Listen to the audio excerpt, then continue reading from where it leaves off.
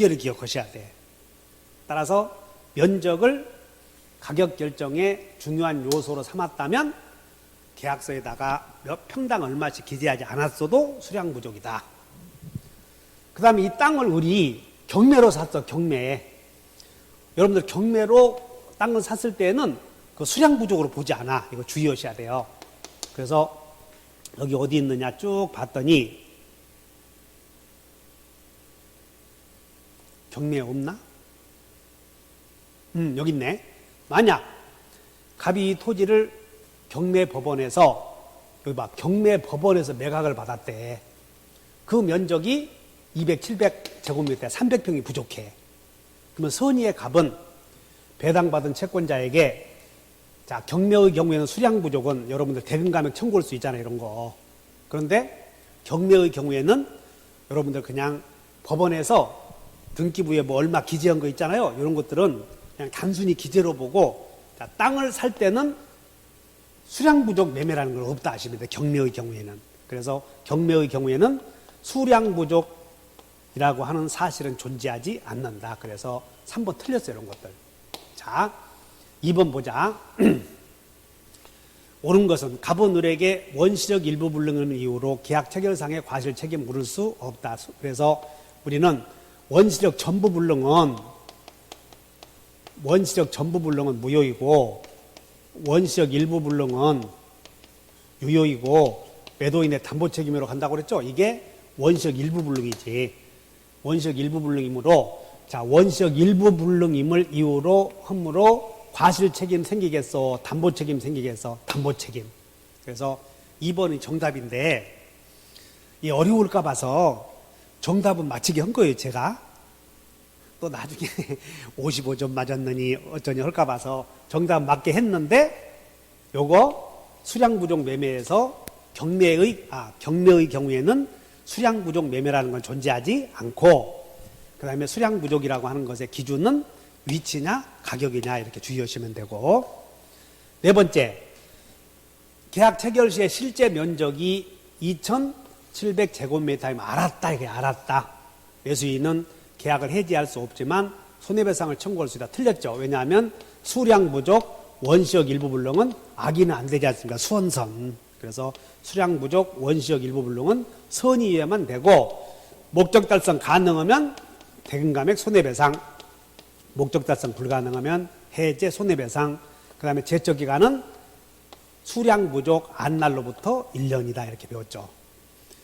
5번 선의의 갑은 300제곱미터가 부족하다는 사실을 안날로부터 몇 년 내에 1년 그래서 제척 기간까지 다 공부를 했습니다.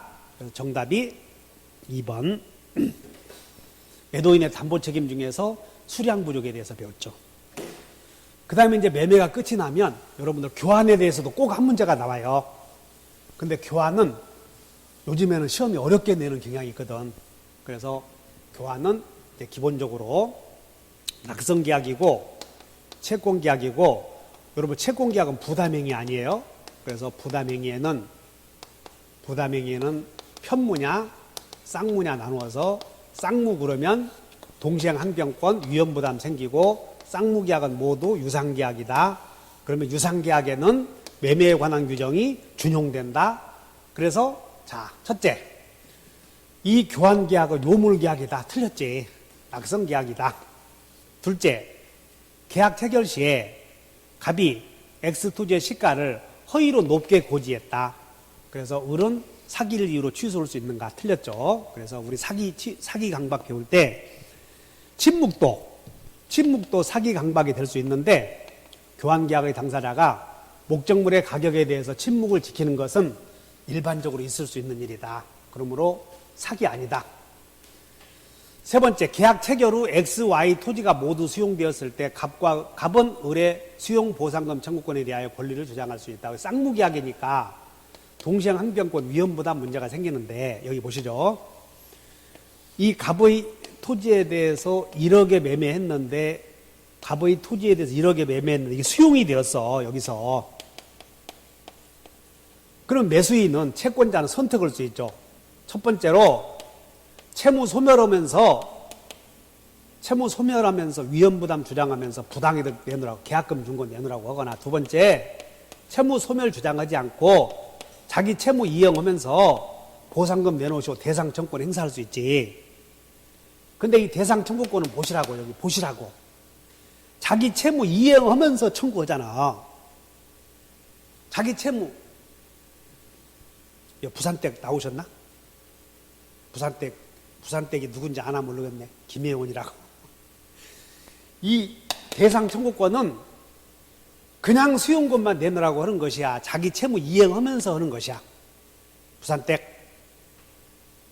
대상 청구권은 자기 채무 이행하면서 이렇게 청구하는 거거든. 그런데 여기서 보시면 X와 Y가 모두 수용이 되어버렸으니까 둘 다 채무 이행할 수가 없지. 그래서 수용금 보상 청구권에 대하여 갑은 을에 주장할 때 이게 틀렸던 거야. 이거 주의하셔야 돼. 대상 청구권 행사할 때는 자기 채무 이행하면서 안 하면서, 이행하면서. 근데 갑의 토지와 Y 토지가 모두 수용되었다면 을은 자기 채무 이행을 길이 없잖아. 그러면 여기 주의하셔야 돼요. 그래서 모두 수용되었다면 양 당사자는 서로에게 대상 청구권, 수용금 보상 청구권에 대해서 권리 주장한다고 못한다.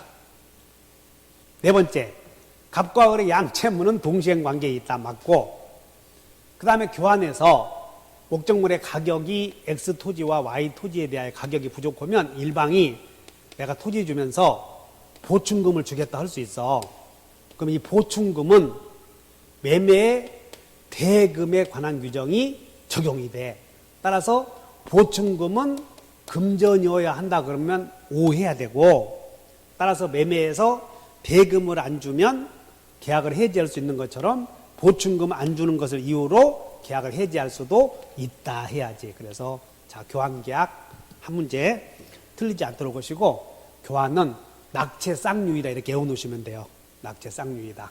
자, 73번 임대차에 관한 설명이다.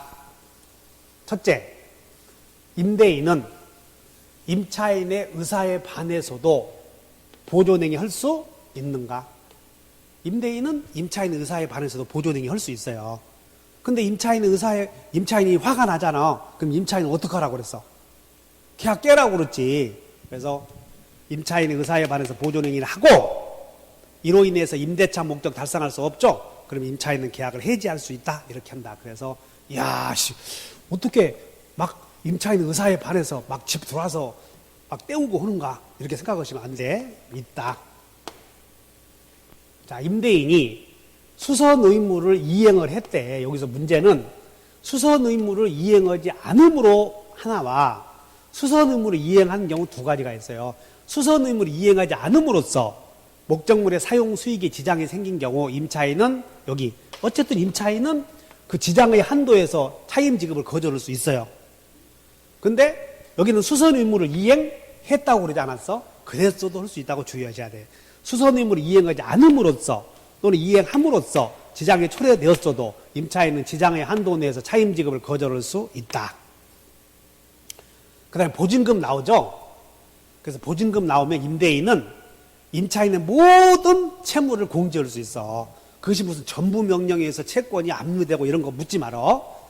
그래서 자, 임대인은 보증금 채권에 대해서 법원의 명령에 의해서 넘어간 거야. 다른 사람에게 넘어가서 송달된 후에 발생한, 자, 이 말이 뭐냐면 임대차가 종료되면 임대인이 임차인에게 보증금 채권이 있어. 근데 보증금 채권이 이제 임차인은 임대인에게 보증금 1억 내놓으시 하겠지.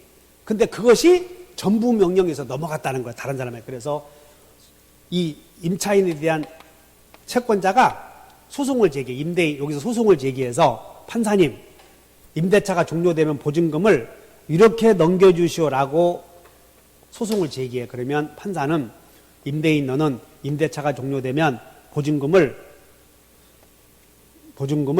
임차인에게, 임대인 너는 임차인에게 이렇게 주지 말고 임차인의 채권자에게 주어라. 이것을 전부명령이라고 그래요. 그 전부명령에 떨어져서 그 송장이 이렇게 송달되었다.